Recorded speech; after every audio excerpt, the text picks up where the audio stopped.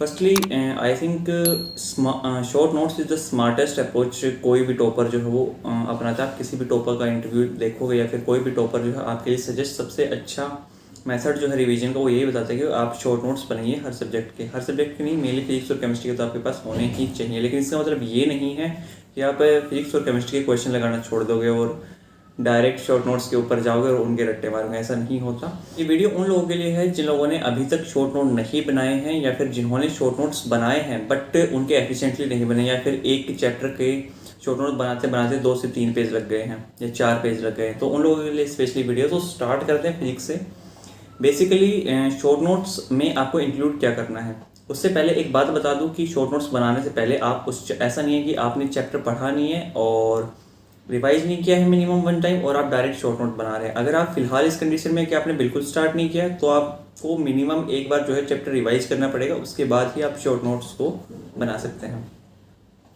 Start करते हैं physics से। तो फिजिक्स में आपको इंक्लूड क्या करना है, फिजिक्स में आपको शॉर्ट नोट्स बनाने कैसे हैं। सबसे पहले उसमें आपको जितने भी इंपॉर्टेंट फॉर्मूलाज हैं, फॉर्मूला किससे रिलेटेड, प्रीवियस ईयर से रिलेटेड, यानी कि प्रीवियस ईयर के कंसेप्ट में आए हुए जितने भी फॉर्मूला हैं वो फॉर्मूला जो टीचर आपको हर एक चैप्टर में लिखवा रहा है, हर एक चैप्टर में बता रहा है, वो फॉर्मूला जो है आपके लिखे हुए होने चाहिए। और हाँ, हर एक फॉर्मूला पर उसकी ग्रेड वाइज, यानी कि अब ऑब्वियस सी बात है कोई फॉर्मूला इंपॉर्टेंट कब होगा, कितना होगा।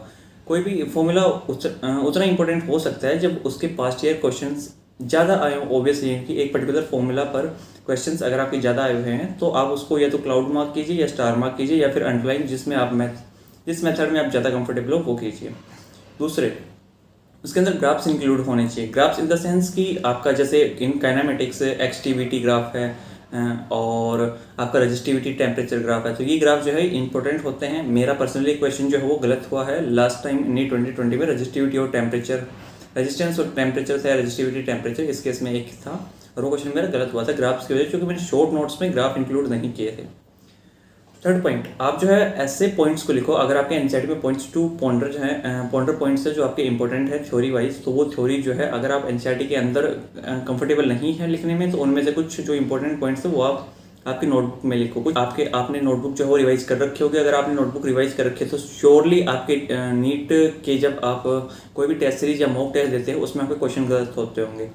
उन क्वेश्चंस के वो कॉन्सेप्ट यानी कि क्वेश्चन मार्क वो, और जो नोटबुक के अंदर रिवाइज करते वक्त पर्टिकुलर कंसेप्ट जो आपका गलत होता है उसके क्वेश्चंस, जैसे मेरे नोटबुक के अंदर 5 क्वेश्चन है और फिफ्थ क्वेश्चन जो है वो क्वेश्चन है जिसका कंसेप्ट मेरा या तो टेस्ट में गलत होता है या वो फॉर्मूला में भूलता हूँ या फिर वो क्वेश्चन जो है उसका स्टेप्स जो है वो मैं भूल जाता हूँ।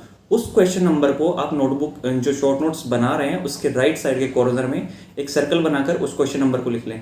जितनी बार आप शॉर्ट नोट्स रिवाइज करोगे उतनी बार वो कॉन्सेप्ट जो है वो जो पर्टिकुलर क्वेश्चन है वो नंबर आपके सामने आएगा और आप उस पर्टिकुलर नंबर को जब जाके नोटबुक उठा के उसको रिवाइज करो, इसका फायदा ये होगा कि आपको पर्टिकुलर कंसेप्ट भी तैयार हो जाएगा और नेक्स्ट टाइम जब भी एग्जाम देंगे बेटर तरीके से तैयार होंगे। ऑब्वियस सी बात है 3 से 4 बार जब आप उस पर्टिकुलर कंसेप्ट को दोहराएंगे वो कंसेप्ट तैयार होगा। आप उस क्वेश्चन के नंबर को कट कर दीजिए, इससे आपका कॉन्फिडेंस भी बिल्डअप होगा कि हाँ मेरे इस चैप्टर के अंदर जितना कंसेप्ट वीक है वो शॉर्ट आउट हो गया है और मैं और अच्छे तरीके से कॉन्फिडेंस जो है वो बिल्डअप हो गया है।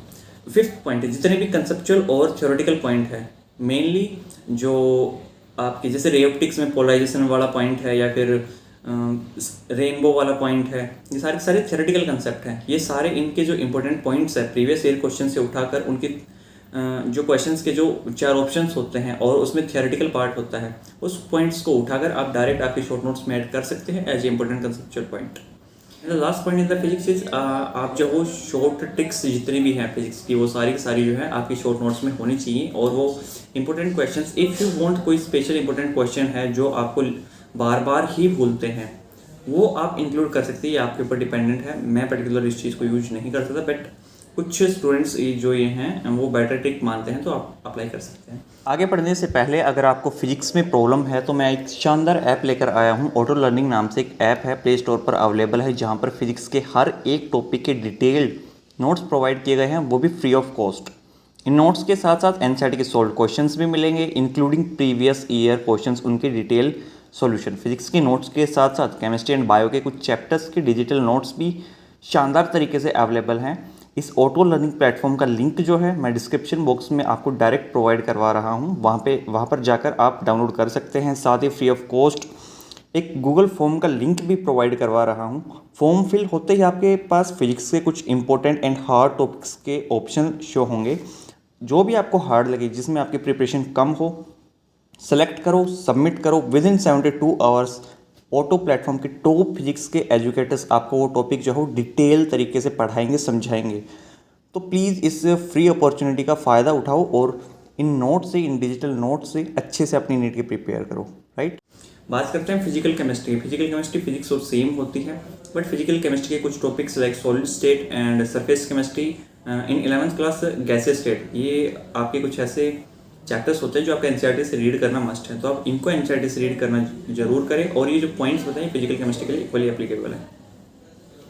Now coming to inorganic chemistry. Inorganic chemistry जो है बहुत इंपॉर्टेंट है। इसके शॉर्ट नोट्स कहते हैं कि भाई जो एनसीईआरटी है वो इम्पोर्टेंट है, दैट्स ट्रू। लेकिन अगर आपको मगअप करनी है, पूरी इनऑर्गेनिक केमिस्ट्री अच्छे से करनी है, तो आपको शॉर्ट नोट्स जो है इसमें बनाने पड़ेंगे। और शॉर्ट नोट्स क्या होते हैं, मेनली क्या होते हैं, जितने भी एनसीईआरटीज़ की रिएक्शंस हैं, चाहे एस ब्लॉक हो, पी ब्लॉक हो, पोटेशियम डाइक्रोमेट हो, पोटेशियम परमैंगनेट, इन सब की केमिस्ट्री जो है आपके नोटबुक में लिखी हुई होनी चाहिए। और ये लिखी हुई होनी ही चाहिए, क्योंकि कम होती है। Not like the organic chemistry, different इनके मैकेनिज्म होते हैं, फॉर्मूलाज होते हैं, ये आपके होने ही चाहिए।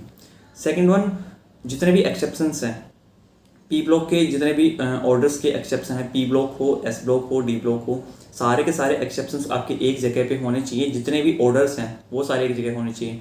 मैंने पहले भी बताया था, पी ब्लॉक के मान लीजिए हाइड्रोजन का अगर कोई भी ऑर्डर है, पर्टिकुलर ऑर्डर है, और वो आपको लिखना है, तो हाइड्रोजन के जितने भी पॉइंट्स हैं, लाइक स्टेबिलिटी, हाइड्राइड्स की स्टेबिलिटी, हाइड्राइड्स का बॉइलिंग पॉइंट, हाइड्राइड्स का रिड्यूसिंग कैरेक्टर, सारे के सारे आपके एक जगह होने चाहिए सभी ब्लॉक्स के। ये नहीं है कि आपका 13 का अलग लिख रहे हैं, 14 का अलग, 15 का अलग, 16 का अलग, सारे एक जगह होने चाहिए। द नेक्स्ट पॉइंट इज, जितने भी आपके एस ब्लॉक के इंपॉर्टेंट कार्बोनेट्स हैं, उनके सोलिबिलिटी वगैरह और सल्फेट्स, इन सब की जो सारा का सारा जो ये कंसेप्ट है, ये आपका शॉर्ट नोट्स के अंदर इंक्लूडेड होना चाहिए। कोई इंपॉर्टेंट कंसेप्ट है या फिर कोई क्वेश्चन है जो एनसीईआरटी जो आपने नोटबुक में लिखा हुआ है और वो आपको याद नहीं होता, उसका जो मार्क है, यानी कि वो मान लीजिए सेकंड या थर्ड क्वेश्चन नंबर है, वो भी आप सेम आप एक सर्कल बनाइए, उसमें लिखिए और टाइम टू टाइम रिवाइज कीजिए। जैसे वो कंसेप्ट स्ट्रॉन्ग होता है उसको हटा दीजिए, इससे आपका कॉन्फिडेंस जो है वो भी बिल्डअप जरूर होगा।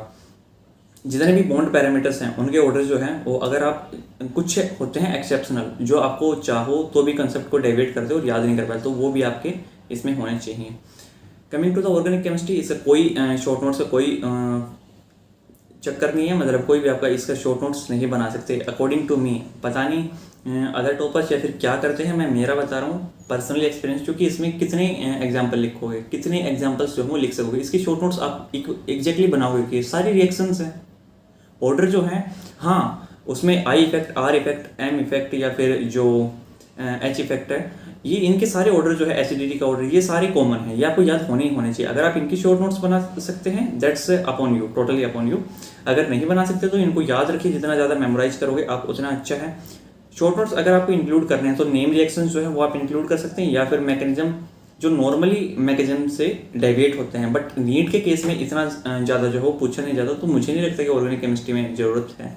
Coming to the biology, same इसकी तरह, क्योंकि बायोलॉजी में आपका एनसीईआरटी खुद एक शॉर्ट नोट है, इससे ज़्यादा क्या ही शॉर्ट नोट्स लोगे। जो इंपॉर्टेंट पॉइंट है वो एनसीईआरटी के साइड में लिखने होते हैं, आपको पता है, बट मुझे नहीं लगता कि शॉर्ट नोट्स इसमें हो सकते हैं। लेकिन बनाना ही है तो आपके जैसे मिनरल न्यूट्रिशन है, उसमें आपके बहुत सारे एग्जाम्पल्स और एग्जाम्पल्स के फंक्शन है, आप उसका शॉर्ट नोट्स बना सकते हो, क्योंकि जितना ज़्यादा आप याद करोगे उतना ही मतलब रिवाइज करोगे एनसीईआरटी से, तो चीज़ें जो हो मिक्स होने लग जाती हैं, तो उसके आप शॉर्ट नोट्स बना सकते हैं। आप एग्जाम्पल्स के शॉर्ट नोट बना सकते हैं, क्योंकि एनिमल किंगडम हुआ, इसमें चीज़ें जो हैं वो बिखरी हुई हैं और एग्जाम्पल्स जो हैं वो बहुत ज़्यादा हैं, उसको सम अप करके आप एक चीज़ बना सकते हैं। मॉर्फोलॉजी है, उसके बहुत सारे एग्जाम्पल है, तो आप उससे शॉर्ट नोट्स बना सकते हैं। तो मेरे कहने का मतलब ये है कि बायोलॉजी में शॉर्ट नोट्स की बजाय आप कंप्लीट, हाँ फ्लो चार्ट है, इट डिपेंड्स अपॉन यू, आपके पास छोटे छोटे कार्ड्स है जिनके ऊपर छोटी छोटी इन्फॉर्मेशन लिखी हुई है, वो आप दीवार के सामने स्टिक करके वो यूज़ कर सकते हैं। It's upon you, totally upon you. Means flash card जो है वो आप यूज़ कर सकते हैं। It's a good technique to memorise all important examples and concepts. So thank you so much everyone. मिलते हैं नेक्स्ट वीडियो में।